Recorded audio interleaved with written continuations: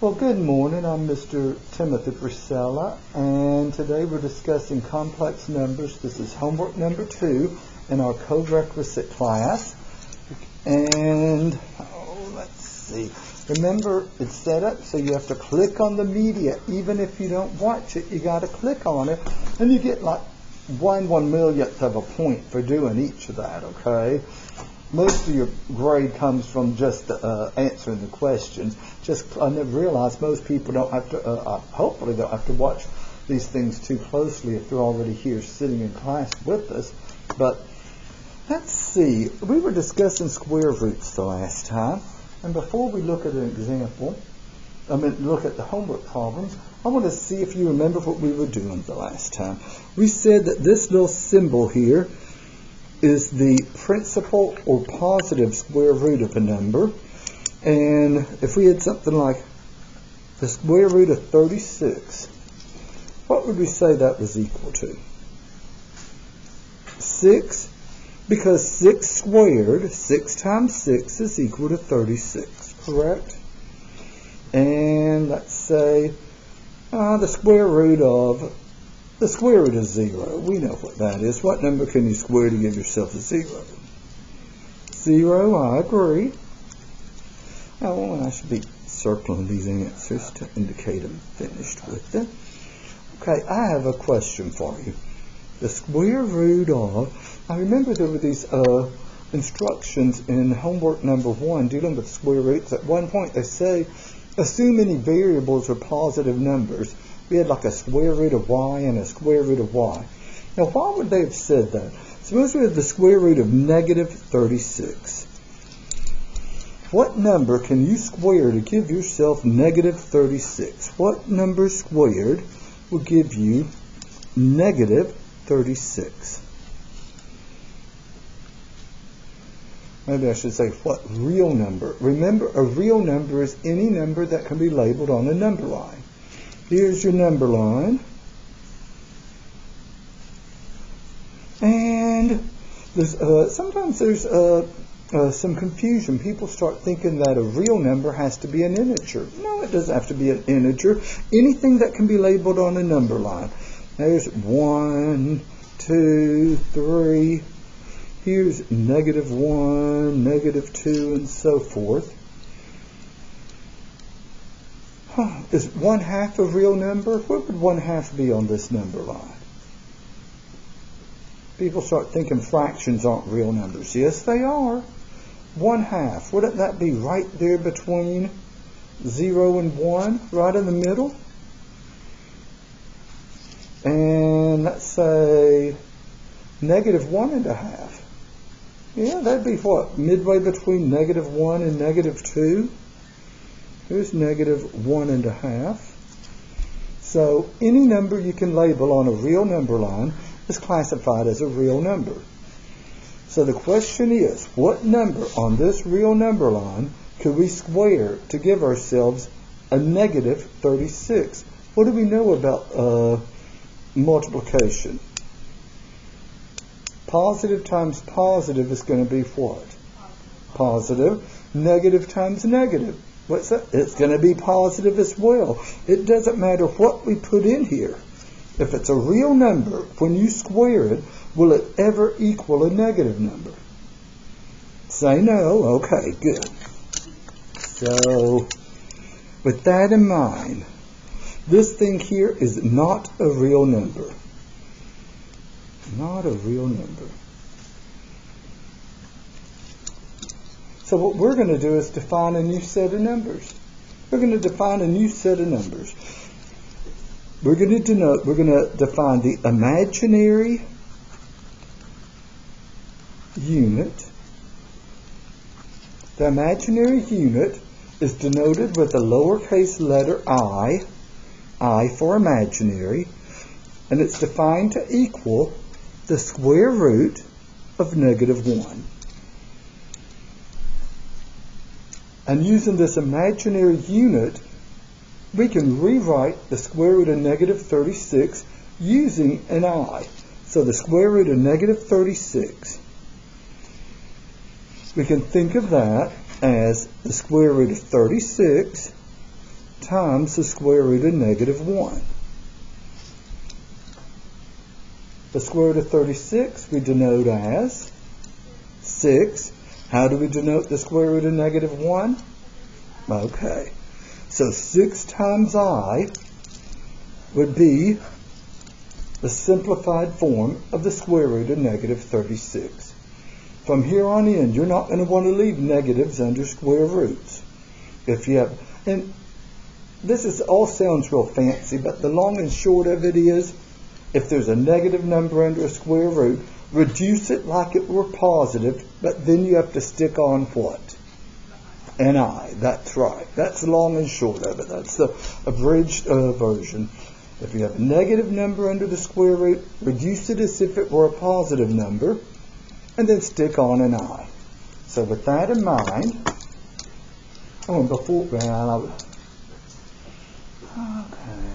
come over here. Let's look at number 1. What should be the square root of negative 36? Let's see. What is it? Oh, I don't believe it, Tony. Look, that's the example, and I did not look at it. Well, okay. Okay. I have a funny story. I went and got the batteries from the main math office. I walked up to the classroom. It was dark in here. I looked through the window. I pulled on the door. I got my key, panicking. Why had y'all left in just a few minutes? You were on the 2nd floor. I was on the 2nd floor. For all you young people, that's something you have to look forward to. Yeah. Our 95-year-old mother moved in with us when we decided to stop after, decades of paying rent at apartments, deciding to buy a house, and so we all merged our households together. But I got to say, you're learning about the joys of aging.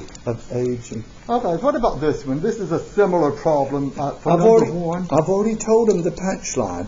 The square root of negative 121. First thing you do, you simplify the square root of 121. Pretend that negative isn't there. What's the square root of 121? And remember, you can use a calculator. 11, okay? Okay. But since it's negative, what do I stick on there? An I, okay.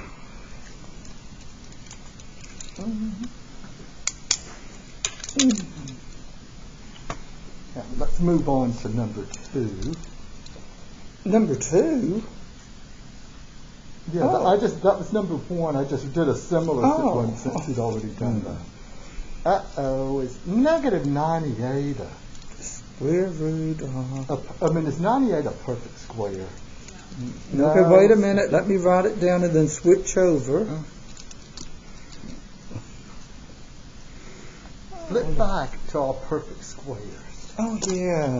Let me find those perfect squares. I bet you there they are. Is 98 a perfect square? Looking at our list, which one? What's the biggest number that you think? It would have to be something smaller than 98. So, you have any idea? Do we need to think it through? I'll go 98 divided by 81. Of course not. Divided by 64. Oops. 60. No, you come back like this. 64. No, but what about 49? Is that what I heard y'all say? Yeah. Once again, he's trying to show his thought process. So here's what we're going to do. Because it's a negative, I'm just going to write that out as an I. As an I, automatically. And now when he said it's negative, he means the number under the square root symbol. The negative I was pointing to. Okay, that's so hard to see because it was so low. I didn't realize. Y'all call out if I'm writing too low. And then we're going to simplify the square root of 98 the way we did the last time. So y'all said, what was the largest perfect square that divides in evenly? You said 49. So that's the square root of 49 times the square root of 49 times what gives 98? 2. I think it was supposed to be red and green that you were using. Oh, it doesn't matter. I can change. It's not Christmas. I can change it. The square root of 49 is 7. Now realize this is all multiplication. Multiplication is commutative. I times 7 is the same thing as 7 times I. So I'm going to write that 49, the square root of 49, I'll write as a 7. And I'm going to then put the I right there after it. I times 7 is the same thing as 7 times I. And then the square root of 2, what do we do with that? Okay, just bring it down, that's right. Oh, you still have those little exponents. I try not to. It's not an exponent, it's a hook closing off the square root. Ms. McGowan should have never told us that. Okay, so 7I square root of 2. If you have an I and a square root in the same number, put the I in front of the square root. Okay? That's just the customary way of doing it. Although theoretically, it doesn't matter where you put it, but look at this is a common mistake. 7. If I'd done this, is the I under the square root symbol? Yes, and they're going to count it wrong. It's going to count it wrong. Okay? So they give, well, I guess that hint's not bad there. So to avoid that, that's why generally we put the I in front of the square root. Now, if you're like me, who closes off my square root, then there's no problem. If you wrote it like this, 7 square root of 2, and then the I there. But they're not writing it; they're typing it in. Yeah, you're right. Okay. I'm going to try. That's going to be the thing I'm going to try to do this year. I'm going to try to stop putting that little hook there that looks like an exponent of 1. Okay, so number 3, now we'll switch, I'll do some writing. Y'all have defined imaginary numbers, but the name of this is complex numbers. So you might be wondering, what the heck is a complex number? Well, we've already mentioned briefly that combining like terms. And so, suppose we had a number that wasn't a imaginary number and an imaginary number. If we had something like the number 5 plus 3i, if we think of I as just a variable, can I add the 5 and the 3 and call it an 8i? Say no. No, they're not like terms. So what if we have an imaginary number and a real number? All your life you've heard teachers talk about real numbers, without ever really defining what the heck do they mean by a real number. Now you know what a real number is. It's a number that's not imaginary. Okay, good. No one was answering. That's not imaginary is a real number. So a complex number is a number that's got a real number and an imaginary number combined. You can't really combine them, just like 5 plus 3i. You can't combine them. You can't call that 8i. I always write plus or minus because this sign could be a minus also if b were negative. So it could be a 5 minus 3i. Yeah. And it would be considered complex. Just like you can't combine the 5 and 3 if it's a 5 plus 3x. Can't combine the 5 and 3 if it's a 5 plus 3i. Now, let's look back at problem number 3. It looks difficult. Oh. I'm just saying that's what it looks like. Negative 2 plus the square root, is that a negative 8? All over 2? Yes. Mm-hmm. And the instructions say, write the number in standard form. What do they mean, standard form? Well, underneath there, it says simplify your answer. Type your answer in the form A plus BI. So your answer is going to have a... Oh, is my microphone working? Yes? Okay, so it was the batteries. Okay. But, so our answer is going to have a real number and an imaginary number in it. And so, how would we start off simplifying this messy-looking fraction? If you see a square root of a negative, the first thing you should do automatically is rewrite it using an I. So the first thing you do, you take care of that negative under that square root. That simplify the square root of negative 8. So the negative under there is going to have an I. So I'll just put an I there. Now 8 is not one of our perfect squares, is it? Oh, wait a minute. wait, Tony, Tim. I forgot. Oh, wow. How to make a good first impression. Okay, so I'm reading. I know, second impression. The square root of negative 8, because of the negative, I've written it I, but we got to simplify square root of 8, so I look at my little perfect squares, and it's pretty easy. What's the only perfect square that divides into 8? Yeah, so I'm going to think of it as a green 4, lift up more, thanks, and purple 2. Sometimes you just say, I can do that in fewer steps. Oh, that's fine. We're still trying to show our thought process. So what green number am I going to write? 2. And then I'm going to stick on there. And what do you do with the square root of 2? So I'm going to replace all this stuff I circled, the square root of negative 8, with a 2i square root of 2. So let me rewrite. Negative 2 plus, I'm sorry. Negative 2 plus, I'll write the 2i square root of 2 all over 2.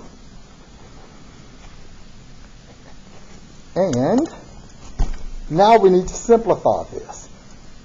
Be careful with your canceling. Everyone, cancel a 2. I'm going to make universal marks. In every math class, if you see something like this where there's just one number in the bottom of a fraction and the teacher writes little marks like that, I'm saying separate it, break it up.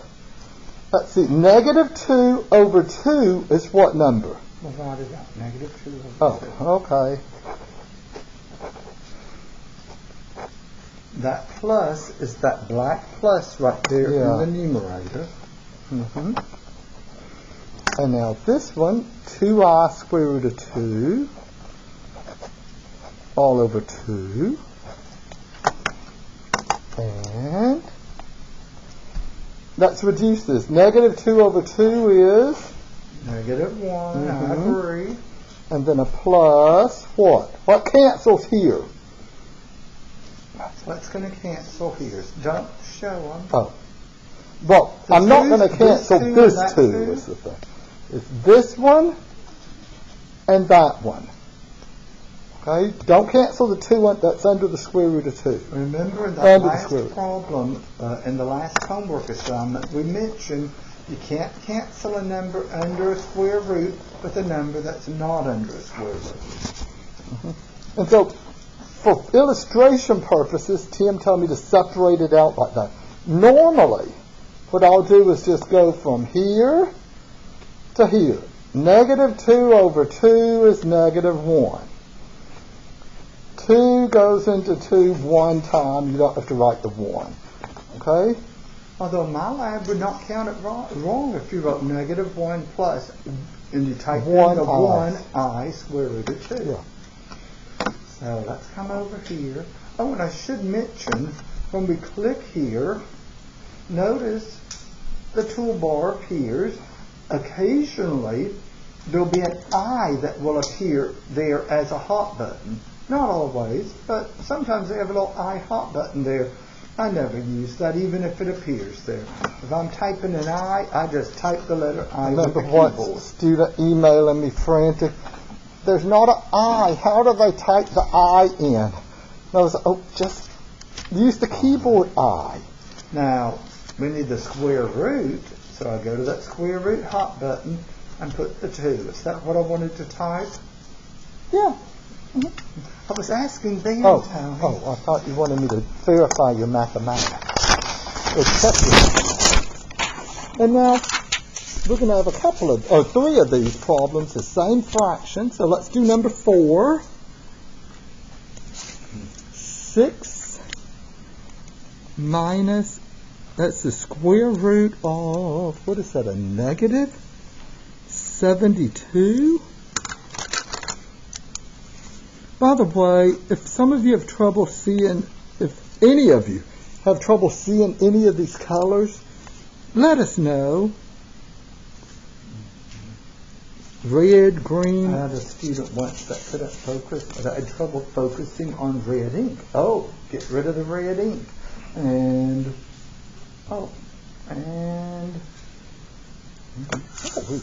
that just happened. I mean, there's no reason why we have to use this red, or if you have trouble seeing green, just let us know. If you can tell us after class or before class if you don't want to say anything. Although I don't think it's anything to be embarrassed about, you know. So do y'all want to talk me through what am I going to do first? I know. I'm going to simplify that square root. Well, I put the negative in red. So what red letter am I about to write? I. Good. And we still have a square root of 72. 72, is that a perfect square? Okay. And remember, don't use 9 and 8 because 8 still is divisible by 4. Remember the number that's under the bracket cannot have any perfect square factors. 36 times 2. Oh, gosh. Oh, I don't like this blue pen. Let me see if this one works better. So I have a red eye. Well, I'll wait to write that red eye because I'm going to first write a green 6. Then I'll put my red eye. And what do I attach? Square root of 2. And so let me write it down. 6 minus, I'm replacing that square root of negative 72 with 6i square root of 2 all over 3.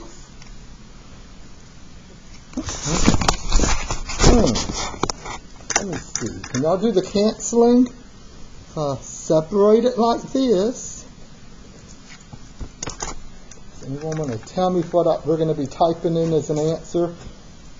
6 divided by 3 is... That's a 2. Y'all caught up? Are y'all following what I'm doing? Y'all thinking about Labor Day weekend? Hey, no, it's going to be raining.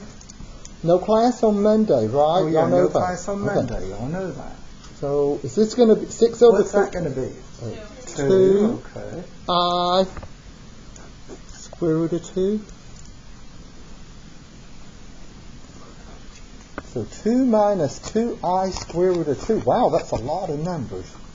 A lot of 2s. A lot of 2s is what I meant.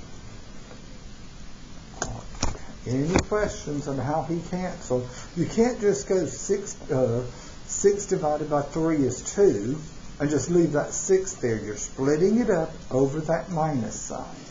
And you only do that split up when there's only one number in the bottom. When there's one number in the bottom and then something plus something or something minus something on top. That's when you split up. And I'm coming over here. So 2 minus 2i. What do you think? You think if we use a capital I, would they count that wrong? Personally, I think they should, but they don't. But here's something that we haven't, I don't think I mentioned the last time. There's no time you should ever use a capital letter on Pearson Milab.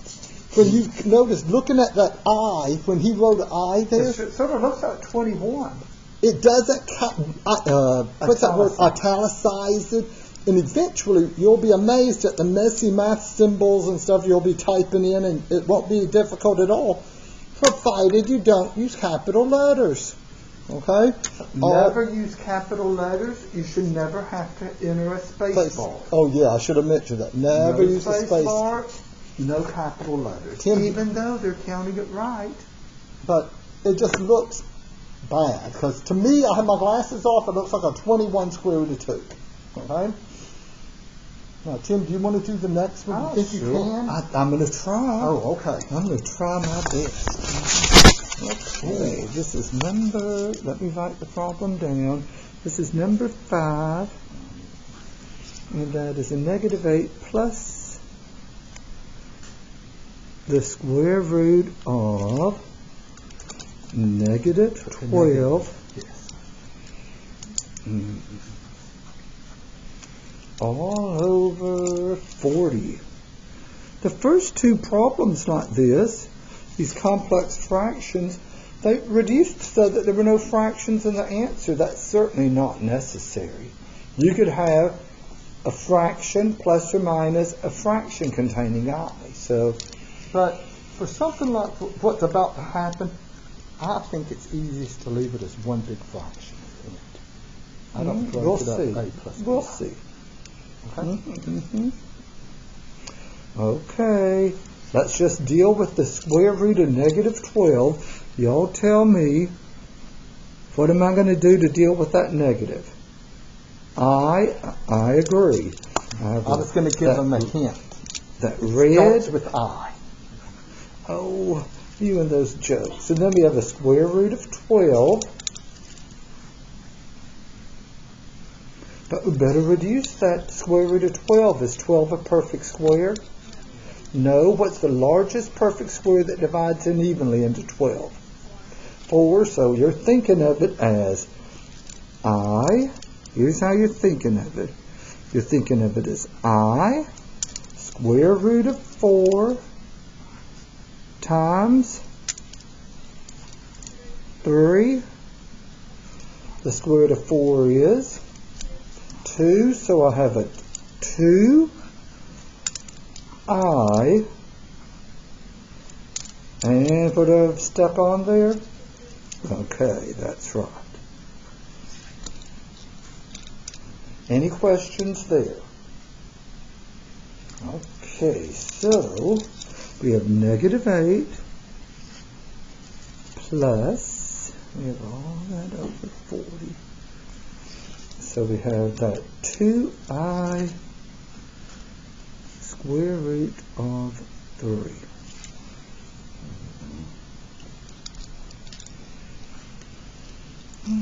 Unlike the previous two, there's going to be some a fraction in the final answer because, unlike on the other one, 6 over 3 and 6 over 3.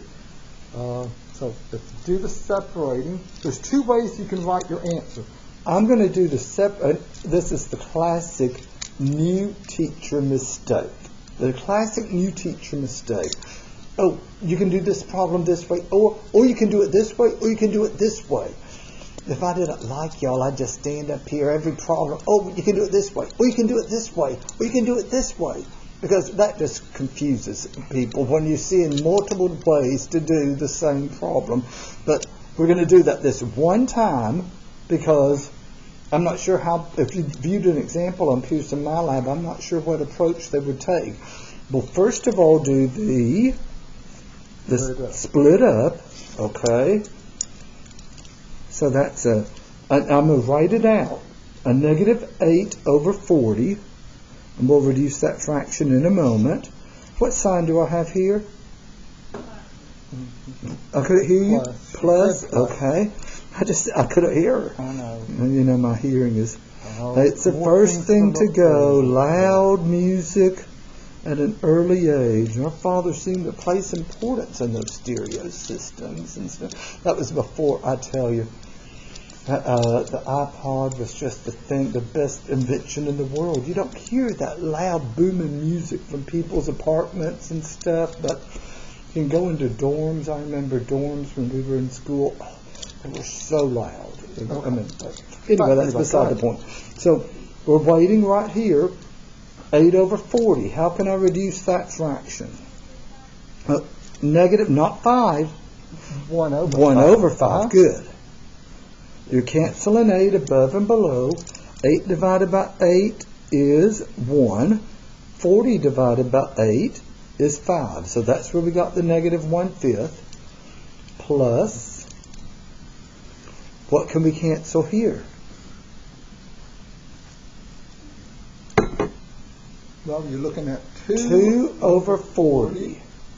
Divide both of those by 2.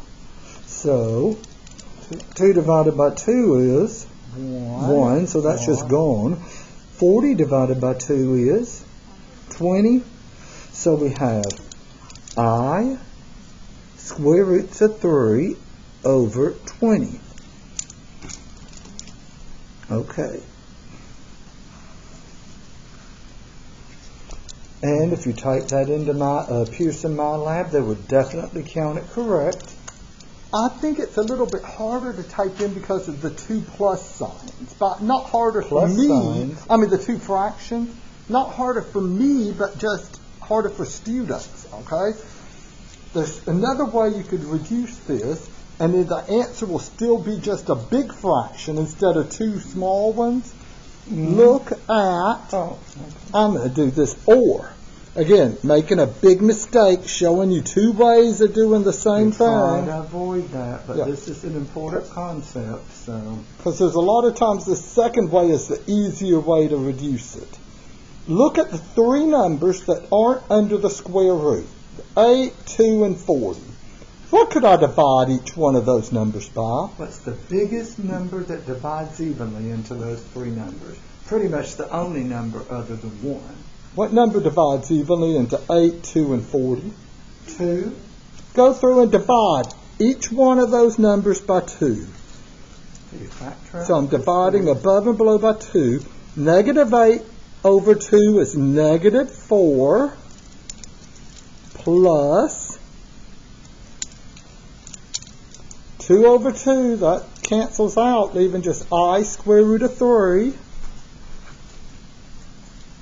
This time, with the one big fraction, what's the number in the bottom?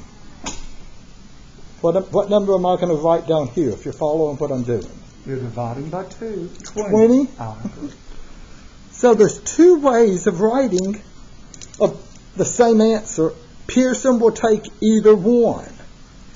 Okay? So, Any questions there before we type the stuff in? this is a nice little way. In fact, I think it's faster than splitting it up. Okay? Look at the 3 numbers that don't have that aren't under a square root. Ask, what can I divide all 3 of them by? Okay. So, Okay, which one do y'all want me to type in? It makes no difference. Pearson's going to take. let's type in this one, I'm gonna the type in negative the 1 negative. over 5, because it's the messier one. These young people are pretty tech savvy, Tony. Okay. So I'll get us started. Don't say anything. Okay. They're going to tell me what I'm going to do. I've typed the negative on the 1/5. What do I do next? Fraction. And I have a 1. And I have a 5. And then what? That's Okay. right. Do not put, what is it, A plus. There's that plus. If you just type the plus without getting out of the denominator, then you're going to have the wrong answer. So what I do, you can either click with the mouse. I just do the right arrow. Okay, but the correct response, we were getting out of that denominator before I put the plus. And then what do I do? Don't answer for another fraction.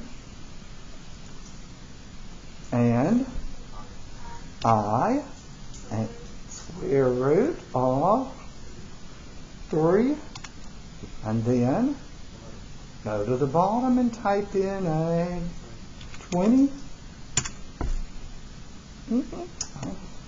Okay. Well, you see, they had no trouble with that, Tim, so I guess Well, it's important that they, because for both of them. Okay? eventually we're going to be simplifying fractions like this one, Wait a minute, I'll switch. like the one we've just done, but there won't be a negative. There won't be an I in the answer, and it's just at that point, The preferred form will be the single fraction. But Pearson doesn't matter, and mathematically it doesn't matter whether you write the 2 fractions or the 1 big fraction. Okay? Let's see. Oh gosh, where are my notes? Let's see. Okay, let's see. What's number 6? Okay, we are now going to start adding and subtracting, multiplying and dividing complex numbers. number 6. Let's see. -4 plus 9i plus. You might wonder, what are these these parentheses? Why are they there? It's just trying to say one complex number plus another complex number.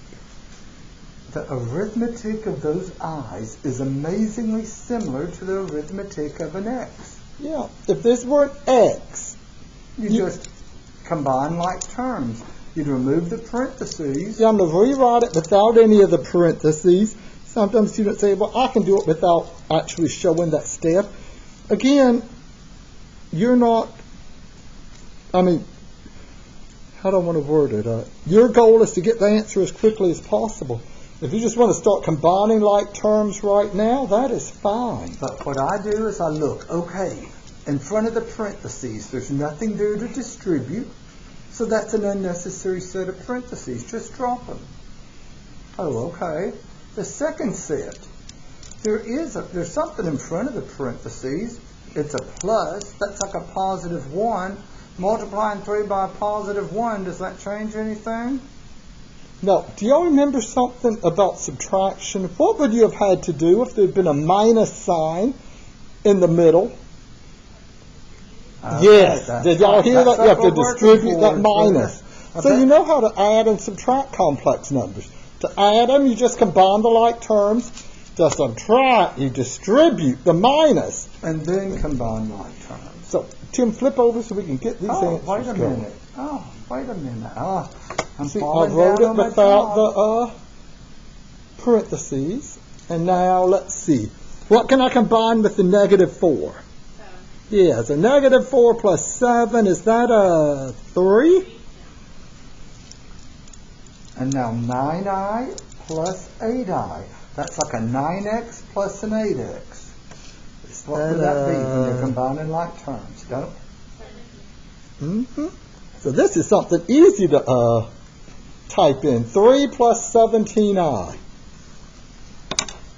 Any questions there? This is called add or subtract complex numbers. You are just combining like terms.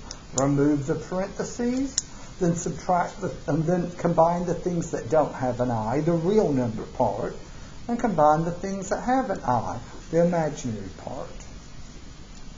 Now, do I add the 3 plus 17? No. Don't get 20i. Don't get carried away. My math lab, when it first started, it was so much, it was just multiple choice.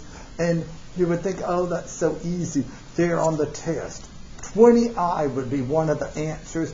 And half the students would choose that as an answer. And I would just want to pull my hair. Well, back then I did have hair. Yeah, you did.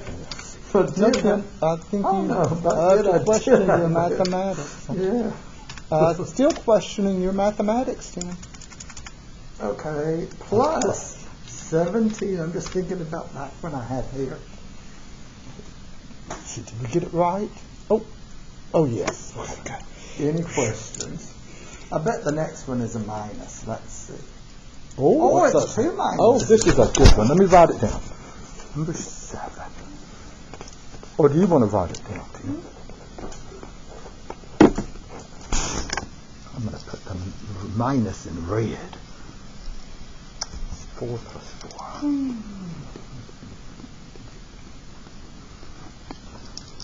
The minus. Oh, -2 plus I. Oh. I'll write this now. You want to do it? Let's check and make sure I didn't miswrite it. 3 minutes in here. Whenever something's fairly complicated, I always look twice to make sure I didn't miscopy something. So many times students will have questions. They can't get the right answer.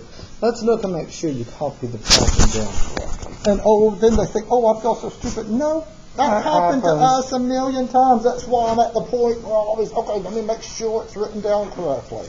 Even if it isn't right, if I made a mistake, odds favor I won't spot it because my brain is seeing what I think I'm supposed to see. Okay, the first set of parentheses, there's nothing in front, so what do? Just drop the parentheses. Those are unnecessary parentheses. The second set of parentheses, this is like when you were combining like terms in that's like the first thing we do in Math 3.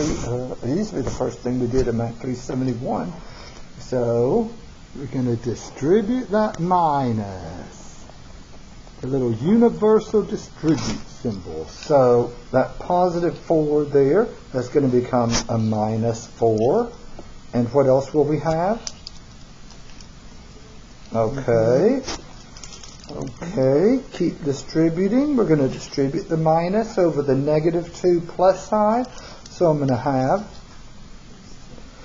that's right, yeah. Negative, negative. The opposite of negative, that becomes a positive 2 and, okay. Okay. So, now that we've removed the parentheses, we can combine like terms, combine the things that don't have i's. 3 minus 4 is negative 1, and we combine that with the negative 1 plus 2 gives me a, okay, so I have a positive 1, and Let's mark those out just to, okay, 3 minus 4 plus 2. okay. Now we have a negative 6i minus 4i. That's going to give me a negative 6 minus 4 is a negative 10 minus, I don't see a coefficient. If you have a letter without a coefficient, what do you assume that coefficient is? You think of it as a 1, so y'all said that was a negative 10 minus 1, which gives me a negative 11i.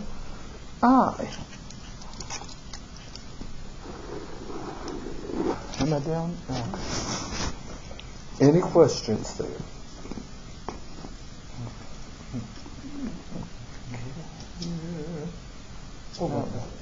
Here. Let's see. What am I typing in? 1 minus 11. Notice when you use a lowercase letter, it makes it nice italicized. If you use the capital I, oh wow. No capital. You should not use capital letters in any of the answers. You shouldn't have to hit the space bar. If you have to, you're doing something wrong. So, if there's a plus sign in the middle, you just combine the like terms. Add the real numbers, add the imaginary numbers. If there's a minus sign, you got to distribute the minus, which means change the sign on each term in the parentheses, and then combine like terms. So we've added and subtracted. What are we going to do now? maybe Probably multiplication. multiply. Okay. With multiplying binomials. Let me see.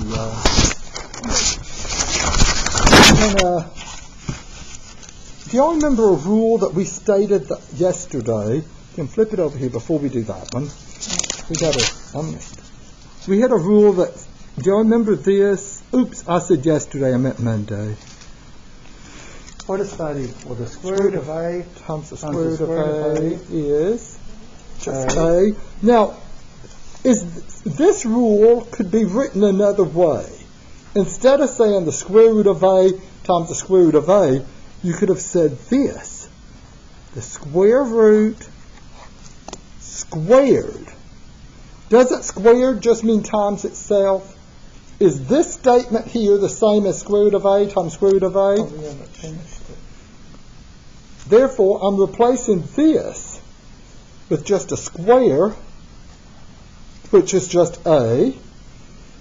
When you look at it written like this, what it's saying is a square root and a square, what happens to those? They cancel out. And that rule we're going to use a lot. On Monday I said we would use this rule a lot. Most of the time it'll be written like this. A square root and a square cancel each other out. Now, I was in here when y'all started all of this, I think I wrote, Tim at one point wrote, the square root of -1, is I. Let me write that down. I is the square root of -1. Let's square both sides. What I want to do is develop a rule about I squared. If I squared both sides, if I put a little square on both sides of this, I'm going to have a rule that I'm going to put a star beside, and we'll use it in the rest of the problems that we do today. What rule? I squared equals what? What happens with a square and a square root? They cancel out. Leaving us just -1. I'm going to circle this one in red because this is an important rule involving imaginary numbers. Realize you can have an I. You can have an I, but you cannot have powers of I. If you have a power of I, say I to the 5th power or I to the 10th power, you can simplify it using the fact that each I square is equal to -1. In other words, whenever you see an I squared, replace it with -1. Sometimes students start getting carried away and thinking I'm saying replace every I with a -1. No, no, no. Only an I squared. Also, don't let the powers of I build up. If you're multiplying an I and an I and an I, don't make that an I cube. As soon as you pick up an I square, replace it with a factor of -1. You should not let powers of I start building in your answer. When you see an I square, change it Now, to let's -1. let's review something called foiling. Suppose we have these two binomials. If there's no symbol in the middle, what do we assume it is? Add, subtract, multiply, or divide? Multiply. Do y'all remember how to multiply two things like this? I give you the hint. Foil. First, outer. 3 times -5. Is that going to be a -15x? Inner. 2x times 4. What am I going to write there? Is that a 8x? Last, be careful. Positive 2x times a -5x. Be careful there. What's that going to give us? -10. But x times x is x squared.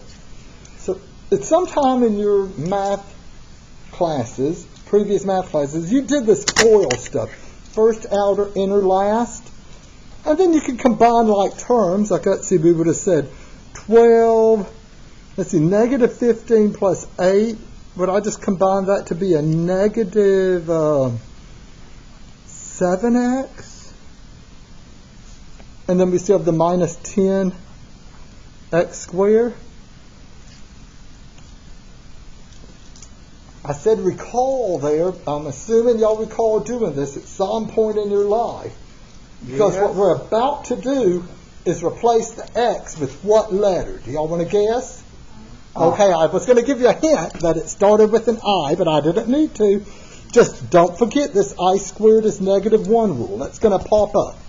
So, Okay, then so I'm going to go to the problem. okay, this is number 8. So basically, we tried to say poorly how to multiply complex numbers. You're going to FOIL it out and then replace the I square with what? -1. Okay. The algebra involving complex numbers is amazingly similar to the algebra involving just variable expressions. If this I were an x and you wanted to multiply it, you'd FOIL out. So that's what we're going to do here. Any future physicist or electrical engineer, you're going to do a lot of stuff with complex numbers along the way. They're crucial to magnetic field theory. Without them, you wouldn't have sound reproduction that we have today. But let me show my screen. Oh, okay. But other than that, are we going to do a lot of that in this class? Well, no. Okay. But we work with the complex numbers, and then we just start solving equations. And sometimes they ask for the complex solutions. Other times, they only want real numbers. But so still, let's just FOIL it out. So let's see. We would have a 12. What's the next one? This is not a good blue pen. I should throw that blue pen away. Give it to me. No, because I'll just leave it here. Oh, outer, what are we going to have? Show the little mark, Tony. Y'all tell me, what's outer going to be? Good. Okay. Inner. That's a positive 9i times a positive 6 is going to be a plus 54i. I agree. Last. Yes. Negative 27i. Times I is I squared. As soon as you pick up an I squared, deal with it right then and there. No, I'm going to replace this I squared. I'm going to go ahead and circle it. I'm going to replace it with a negative 1. Negative 27 times negative 1, what's that going to become? A positive 27. The I squares, just change the sign in front of a number. Okay? Now, you might think, oh, why is he doing this? Well, this is just for illustration purposes. If I'm rewriting the negative 27i squared as a positive 27, and I'm just going to carry down the rest of the numbers. On the next one we do, I won't bother rewriting these. I'll just say, okay, plus 27 and work with that. So now, are we ready to combine the like terms? What can I combine with the 12? Plus 27, I agree. What is that, a 39?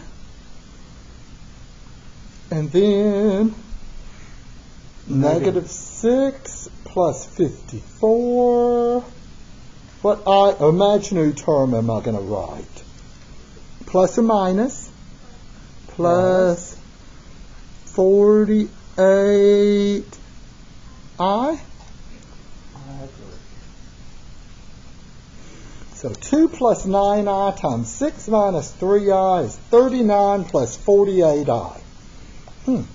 Any questions? If you're wondering, well, it's a sensible question. What is it used for? That's way beyond the scope of this course. Okay? But is that what I wanted to type in?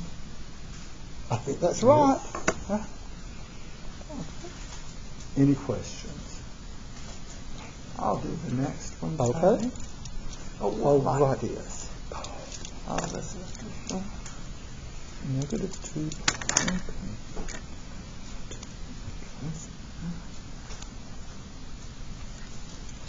Okay, those of you over in the peanut gallery. Now I told y'all the last time, if you have a question, don't raise your hand, okay? There's a big thing right there sort of blocking half of y'all from my view. Oh, not half. Not half, but some. So just call out. We're very informal here.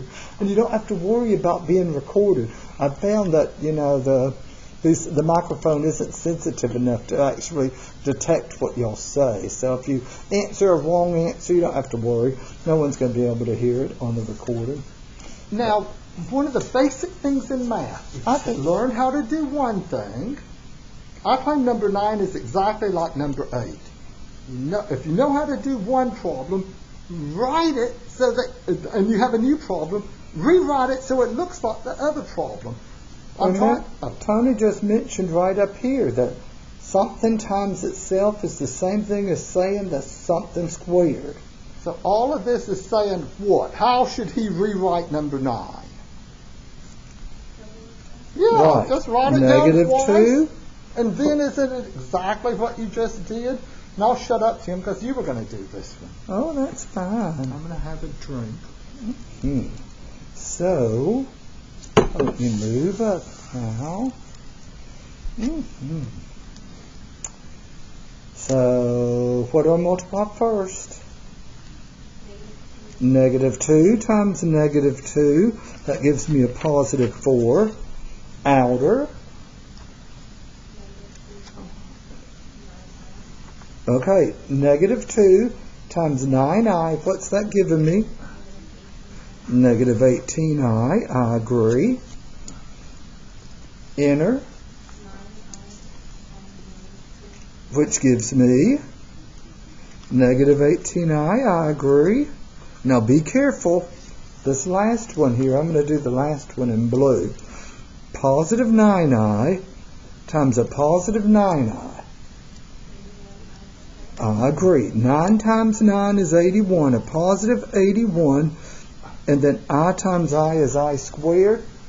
And what I'm going to do, I know I squared is equal to negative 1 times 81. I'm replacing that with a minus 81 right here. Any questions on my logic? That positive 81 times an I squared becomes a minus 81. Just like right here, when the negative 27 times negative 1 became a positive 27.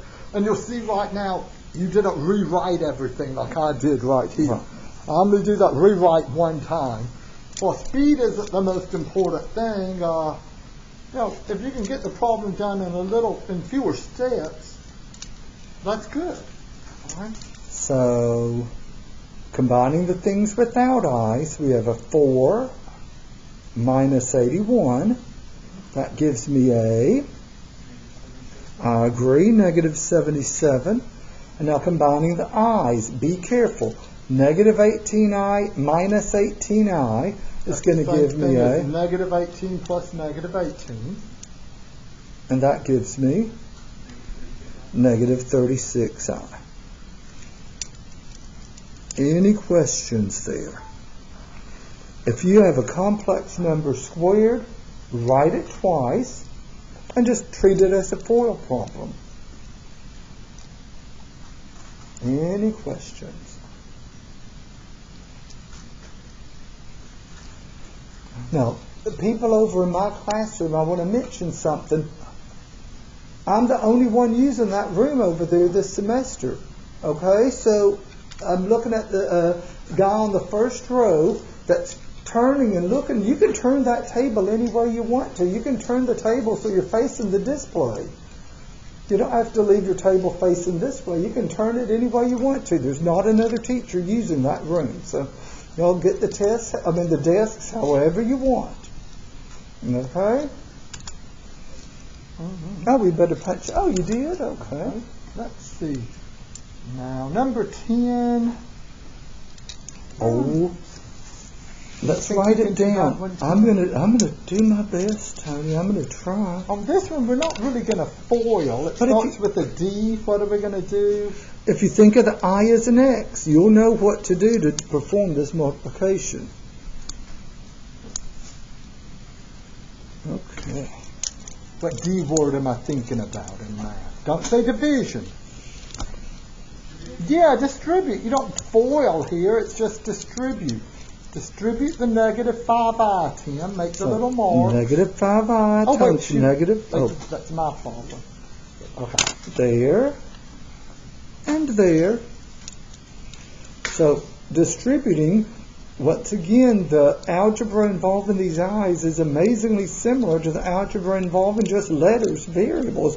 If that were negative 5x times a negative 4 plus 5x, you distribute. So you're doing the same thing here.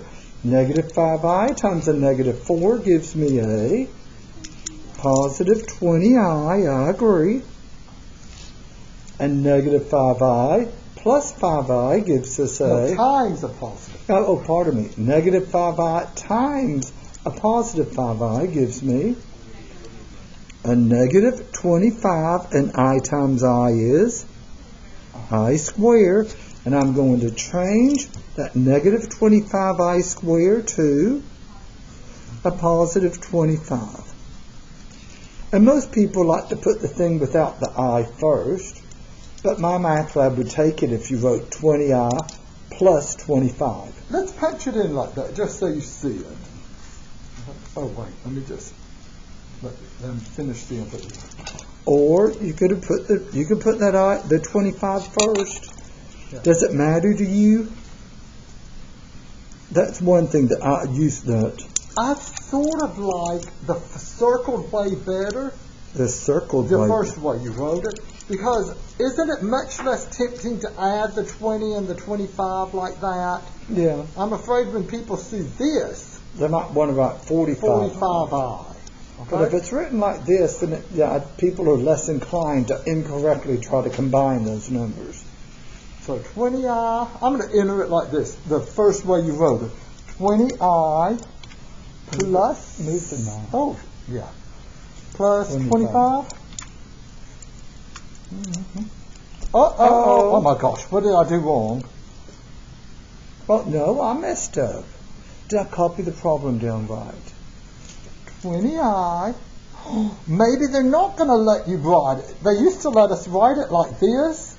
Maybe they've changed it where you must punch it in with the I at the end. Let me see. Oh, wow. Another change. Not for the Not better. Not necessarily for the better. Oh, wow. Mm-hmm. Oh, yeah. Yeah, huh. Yeah, that's very interesting. So you don't want to put the I in front. Even though addition is commutative, A plus B will always equal B plus I hate You know that. how they make little changes here and there. Oh, another one? Yeah, there's a whole lot of these. Maybe with hindsight, I put too many maybe, but That's okay. It's not difficult. most of the assignments in this course will have 15 problems. The new lessons. I mean, the reviews will have more problems. But the reviews are important because problems on the review are the type that you're going to have on the test. -3 plus 4i and 8 minus 5i. Okay.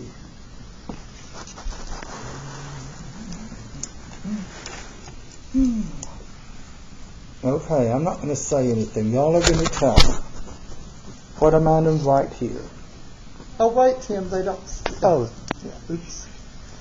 Okay. what am I to put here?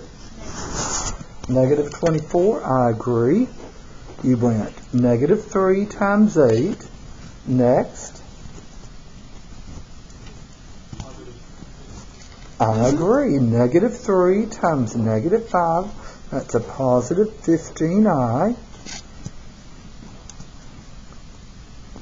Next. I agree. Positive 4i times positive 8. That's that plus 32i.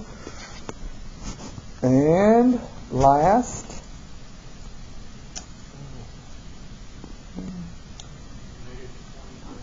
I agree. Positive 4 times -5 is a -20, and I times I is I squared. I'm sorry about that. Can y'all see what I've written there? That's a minus 20i squared. I'm about to immediately change that to, okay, -20 times -1. I have a positive 20 there.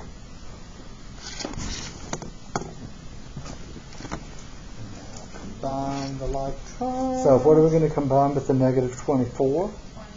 -24 plus 20 gives me. Okay.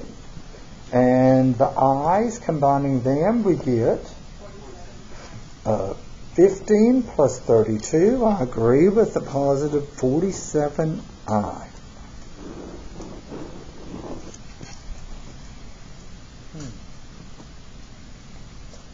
Any questions there?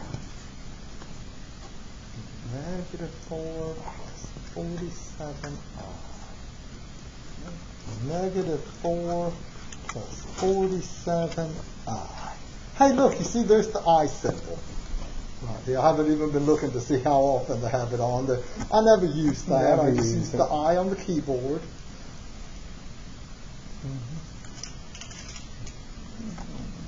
One more FOIL problem.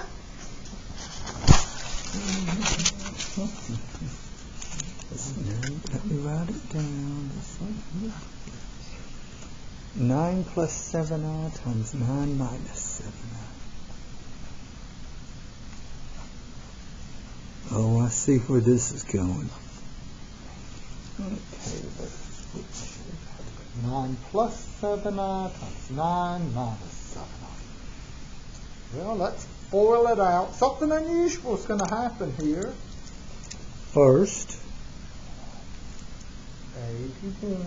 Oh, okay. I was waiting for them. Outer.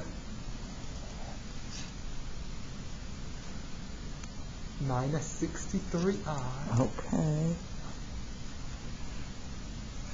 Inner, and don't say anything, Tony. Oh, okay. Okay, a positive 63i. Last.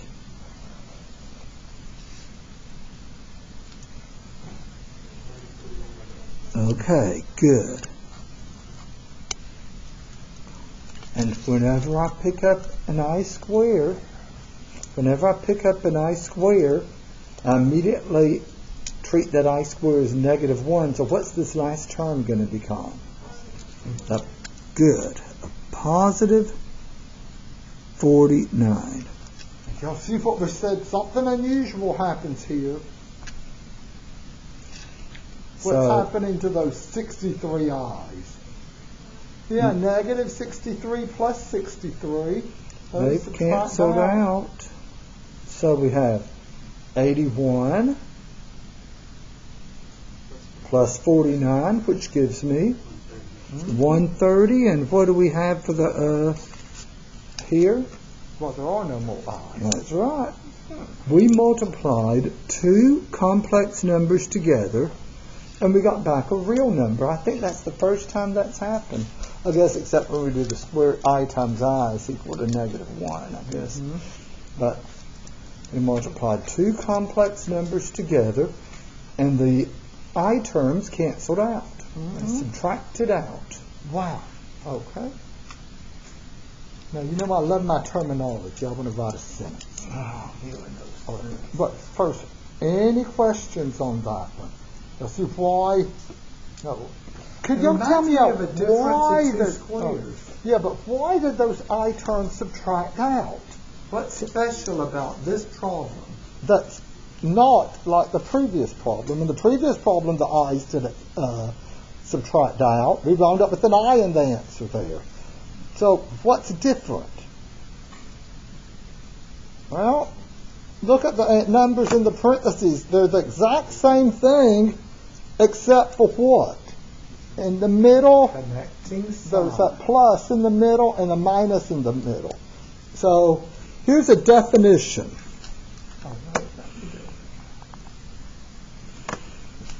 Oops. If you have two complex numbers, a plus bi and a minus bi, the same numbers except the middle sign's different. A plus bi and a minus bi are called complex conjugates. Or just conjugates.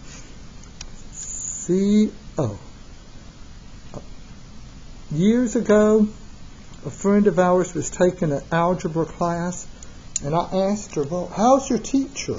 This was at Lee College, and she said, oh, he's doing fine. He's okay. He's so stupid. He spells words to us.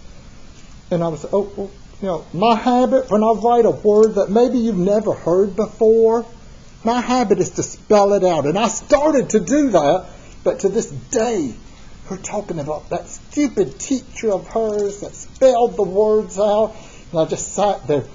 Oh, do I tell her I do that? I decided not to. She failed the class. Right? But A plus bi and a minus b are called conjugates.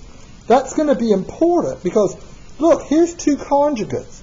If you multiply two conjugates together, what you're happens? Always going to get a real number. No i's. So we're going to be dividing complex numbers now for the last three problems. And it's 3:19. Do y'all want to take a break and then finish up?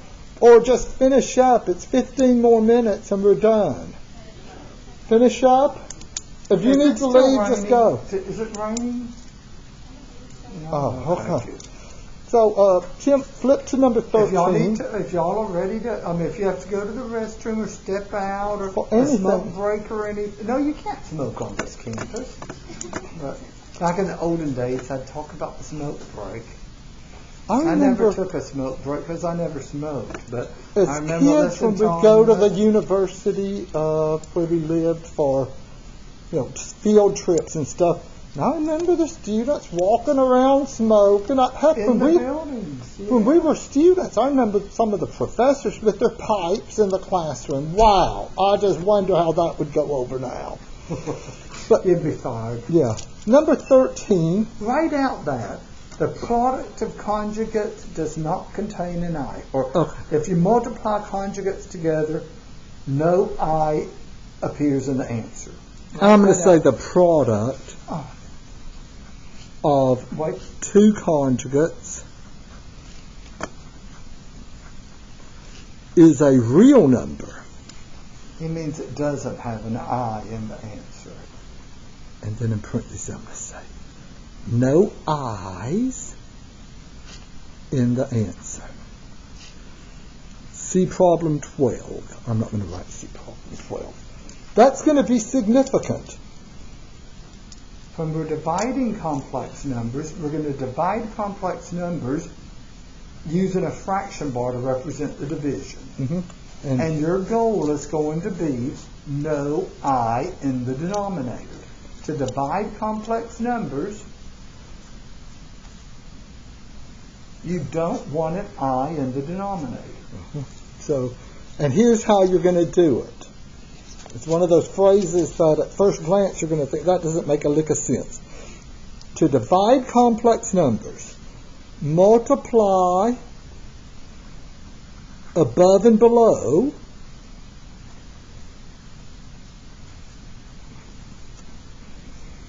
by the conjugate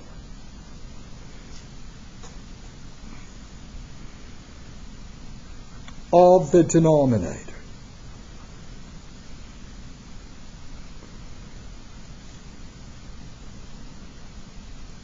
And make a note that you don't want an I in the denominator of a fraction. And on Monday, there at the very end of class, Tony wrote out, you don't want a square root in the denominator of a fraction. Well, an I, doesn't that just represent a square root of a negative 1? Mm-hmm. So the reason you don't want an I in the denominator is because you don't want a square root in the denominator of a fraction. Good point, Tim. Let me write out number 13. See, when we talk about dividing complex numbers, it's not long division. They're fractions. And you're going to rewrite it. Oh, I thought you were going to show me number 13. Well, I'm going to make sure everyone's pre-writing your sentences. Okay, that wants to write them down. Okay. Oh, my wonderful sentences. There it okay. is. So it says divide 1 plus 3i divided by, is that a 1 plus I? Mm-hmm. Okay. To divide this, to divide complex numbers, multiply above and below. So I'm going to multiply above and below by the conjugate of the denominator. The denominator is what? The top of the bottom.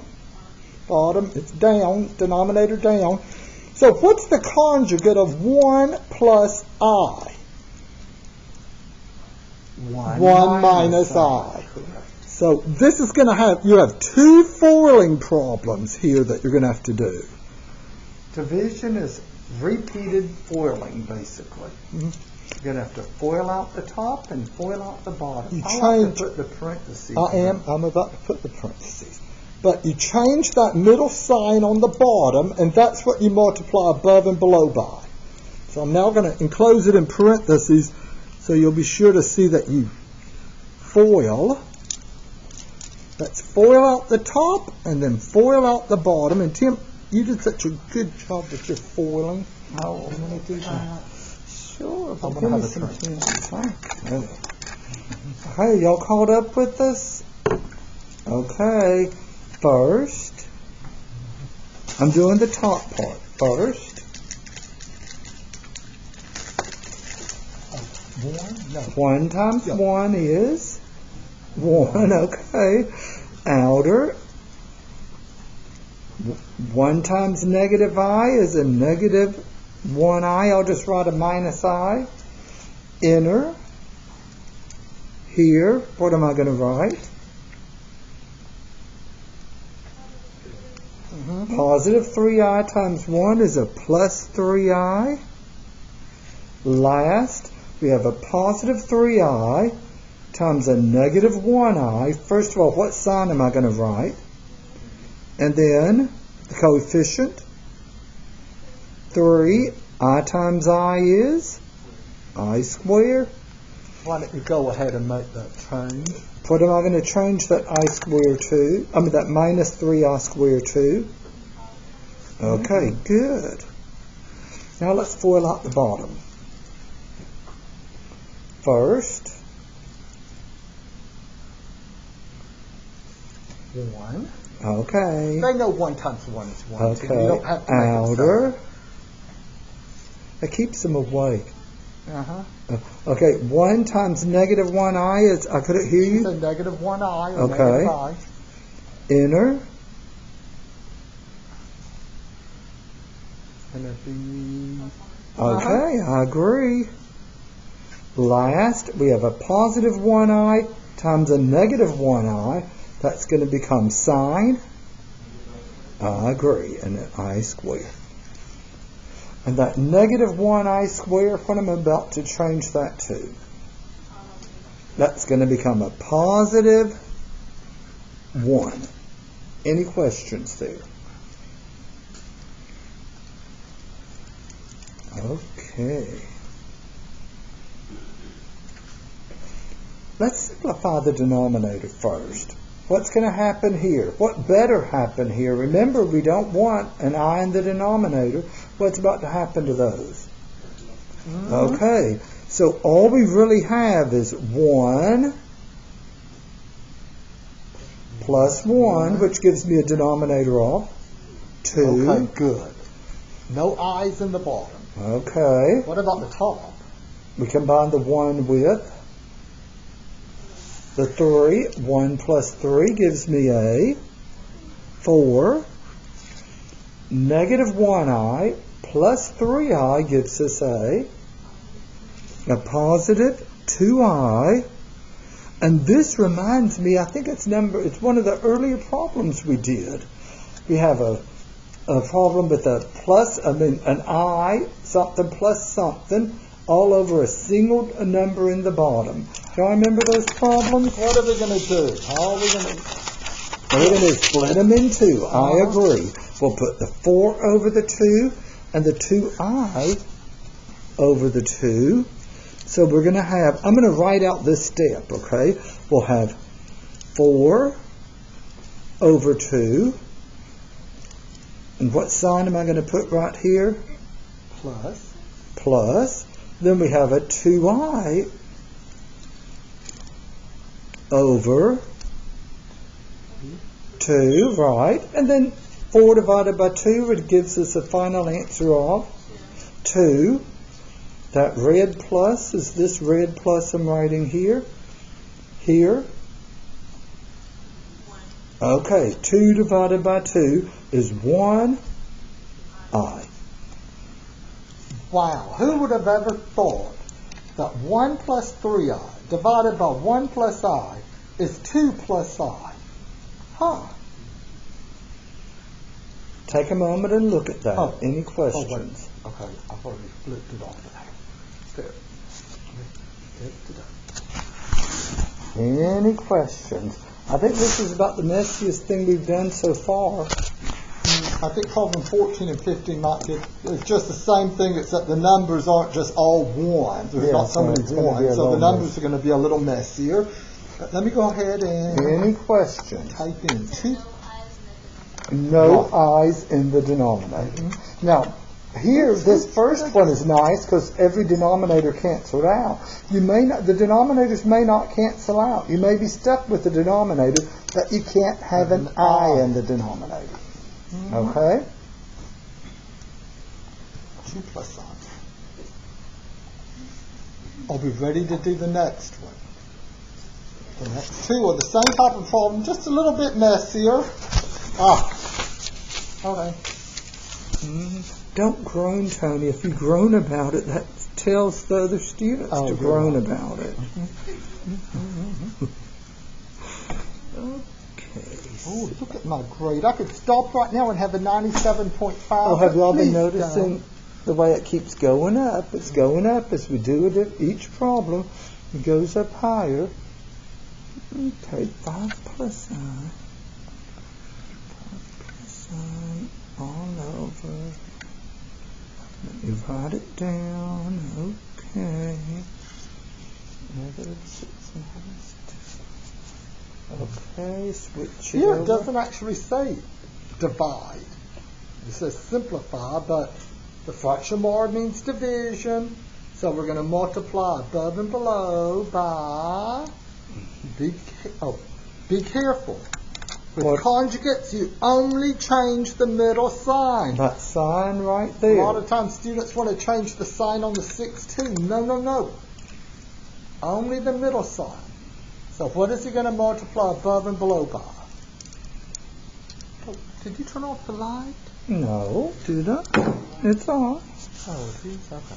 Right. Oh, I couldn't hear what y'all said. What are we going to... It's right here. I'm looking at it. Oh, okay. So what's the conjugate of the denominator? Yep, Correct. negative 6 plus 2i. Do not change the first sign. You only change the sign in front of the I term, that middle sign. So negative 6 plus 2i, negative 6 plus 2i, and then put my parentheses because we're going to have to do what? It starts with an F. Foil. Oh, I'm writing so big, I'm just going to have to come over here. I'm a big writer anyway, so... I write smaller, so I use less paper.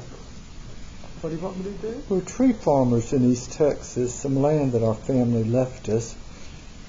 And unlike everyone else in Nacogdoches County, we've refused to harvest the timber, okay? The trees are huge. We're saving them until all the timber in the world is gone, and then we're going to start selling. It's Dr. Chaos from South Park. Dr. Chaos, his diabolical plan, he's going to he's going to write real big on all the paper to use up all the paper in the world, and then we'll start harvesting our acreage, maybe selling each tree for $1 billion. What do you think? If all the trees are gone in the world, we're all going to be dead. That's where our oxygen comes from. I once said that to a friend of ours, and they said, that's a good idea. And I was like, oh my gosh, I was joking. You know? But stop fooling, Tim. Well, I'm waiting for them to tell me what to do. Okay, put the little mark. Okay, I'm going to put the little mark there. I'll get them started. Negative 30. Okay, then I want you to be quiet, Tony. I'm going to let them say it. Next. Okay, good. What about this one? The positive 1i times a negative 6i. No, times negative 6. I mean, I said the idea, didn't I? I'm sorry. I'm not going to say anything now. I'm just going to go, be careful. This times that. Last times last. What's that going to give us? Okay. Get your red pen and mark out that plus 2i square and write. What am I going to replace that with? Okay, good. There's a minus 2. Now let's FOIL out the bottom. And remember, what had better subtract out or cancel out, however you want to think of it.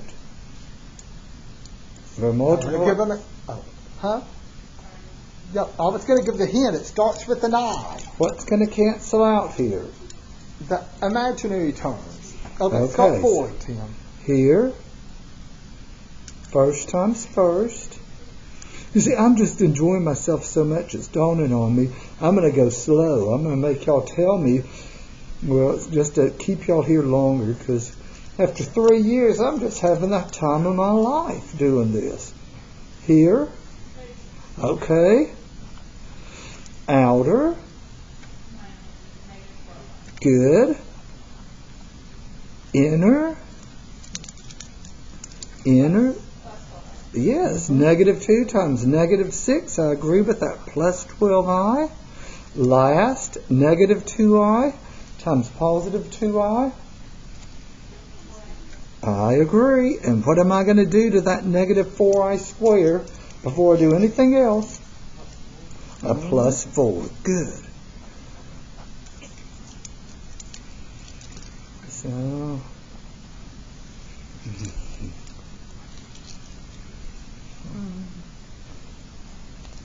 okay.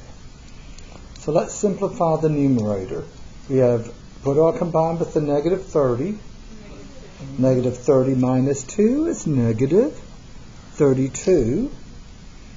What about the I terms?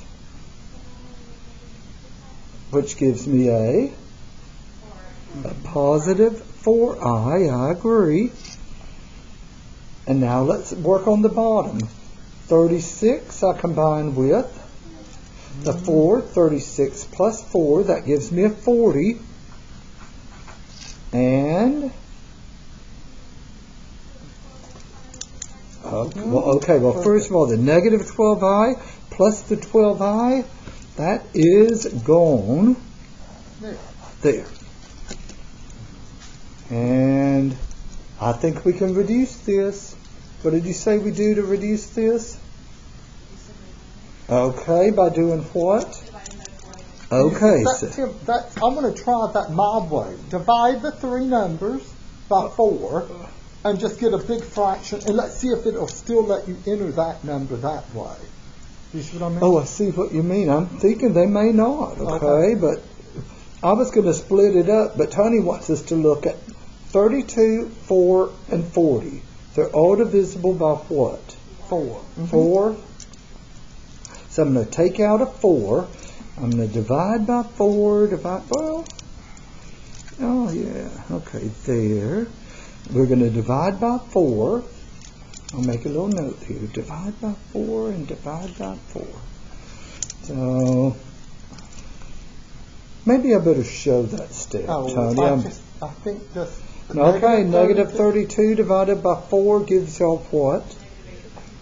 Okay. And then +4i divided by 4 gives us so 1i. 40 divided by 4 is 10. Yeah. I've got to know, will they let us write that answer now? Or, Tim, go ahead, if you want to separate it, circle this answer, and then go ahead and separate it so that... Okay, now, so coming back here, I separate, and I'll be honest, if there's an I in the top, I separate. If there's no I in the top, that's when I factor and cancel. That's what I do. Okay, but if there's an I, I'm automatically going to just separate it out in case the computer wants it in that form, A plus BI. So we have a -32 over 40 plus, that black plus there is this black plus. Then we have a 4i over 40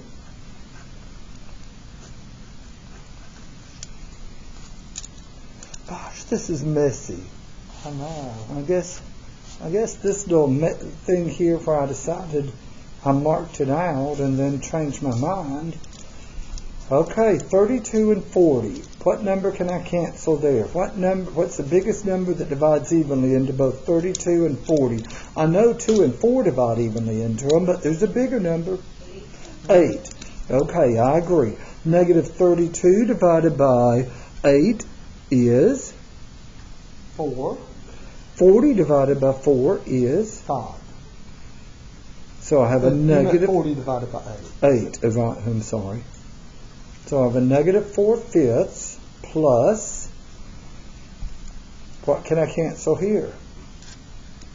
A 4. 4 divided by 4 is 1, so we have 1i. 40 divided by 4 is 10. Two different looking forms for the same number. Back in the day, my math lab used to accept either one of them. But then it used to let you write in the I before the other number, so who knows?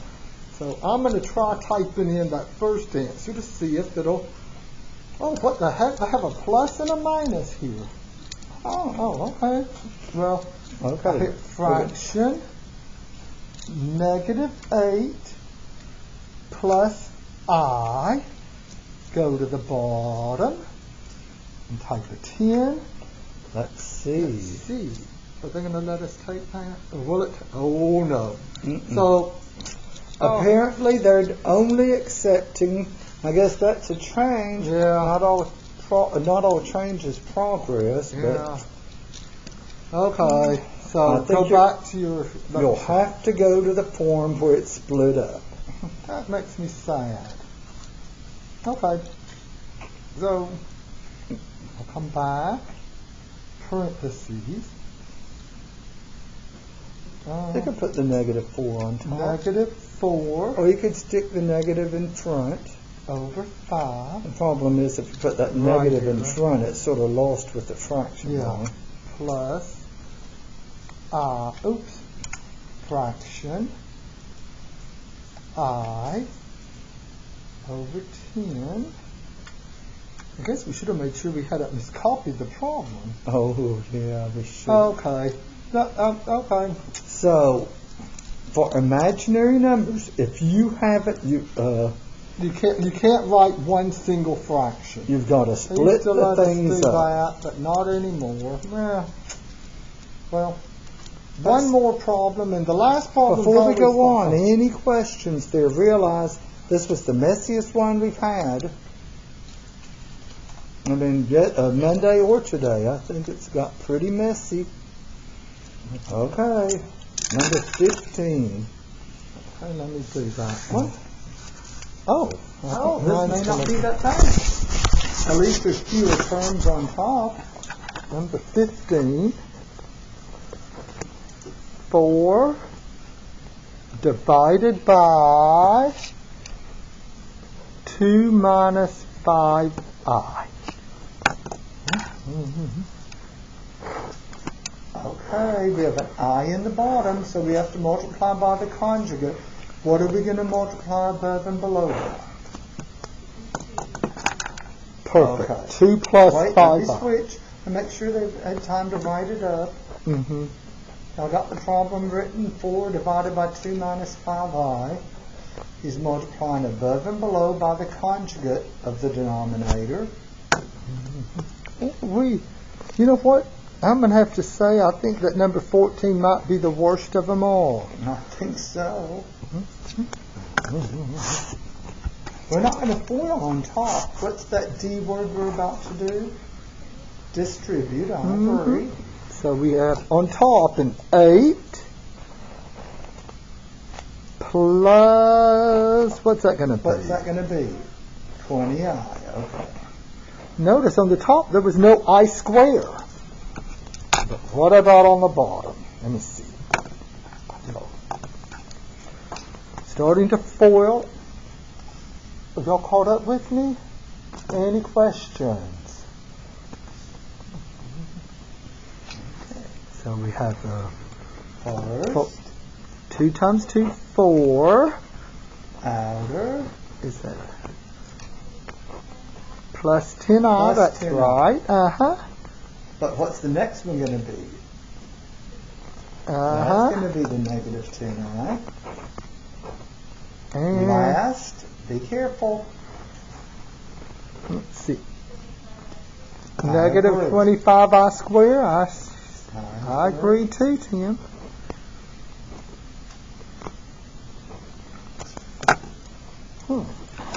Okay, There's only one I-square term, so I'm about to mark out this minus 25 I-square and put what?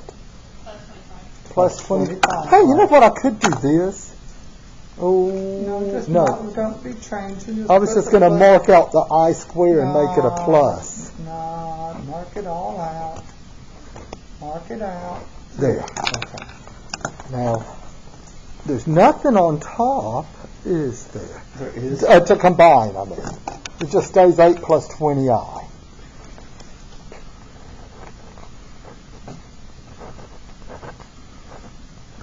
What's going on in the bottom?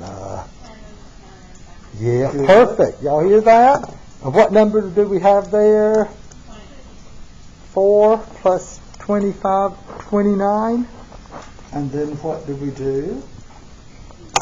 See, I think we do back in the olden days, preferred way of but reduction. back in the olden days when they'd let you leave it as one fraction, there's no number that would divide into all three of these. Other than 1. And you just leave it like that. But they want you to break it up, I guess. So it'd be 8 over 29. Nothing cancels. This plus I'm about to write is that green plus from there. And on the second fraction, does anything cancel? No. So change is not always progress. Back in the olden days when you could just write it like that, I thought that was better, but we're going to have to type it like this now.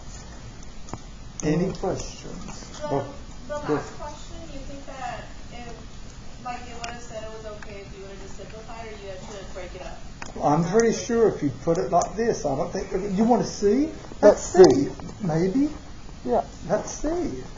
Okay, if we're going to put it that first way, 8 plus 20i. 8 plus 20i, and down here we'll put a 29. Nope. Oh wait, look what I never actually read what it says. Although your answer is equal to the correct answer, it's not in the correct form. Okay. They used to take it in any form. So, okay. We're living in the past. Well, I am. Okay, so we have Fraction. the fraction. What was it? 8 8 over over 29. Okay. Oh, wow. 1 week down, only 15 more to go. I'm beginning to feel optimistic. And that was supposed to have been a joke that was not received at all. I tell you, I've just enjoyed this past week. I tell you. Let's look at our score. Let's look at ours. Oh, we made 100. Okay. Okay, good. Yeah, well. Now let's say save just to get out of that. Any questions about these imaginary numbers? Oh, Okay, I'm going to stop recording. Uh-huh.